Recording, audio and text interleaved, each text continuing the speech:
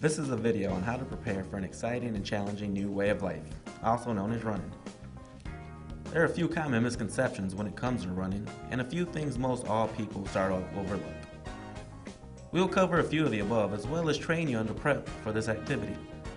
Let's start with the most basic of preparations, such as picking a shoe.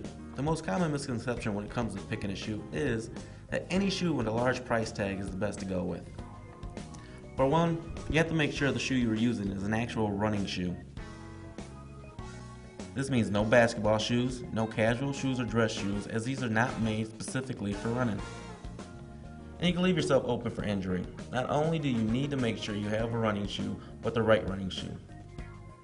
To determine the type of running shoe you will need, there is a simple test that can be performed. This is called the wet test. There's a very simple process. What you would need is a pan of water or paint, and in this exercise we're going to use paint in any size of type paper that your foot can fit.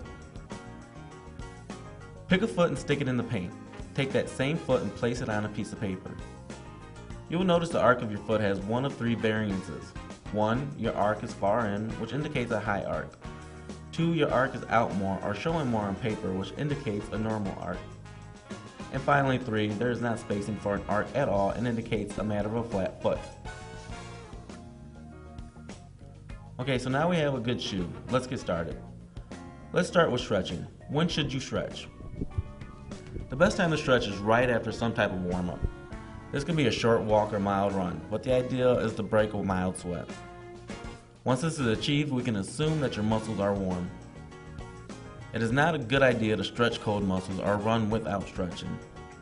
I will not go into great detail about stretching in this video, as there will be a separate video covering stretching and the different types. Now our legs are warm and our muscles are loose. Where are we going to run? It is very important to know where you're headed and a good idea of your surroundings. I prefer to run in the streets. The best type of street to run on, if at all possible, is blacktop asphalt. Why? Well, concrete is too hard and become prone to injury. Asphalt seems to be easier on the knees as it is softer. Grass and dirt can be too unleveled, which can be hard to determine with the grass covering it and a good way to twist an ankle. Another common misconception when it comes to running is that it's best to run with traffic.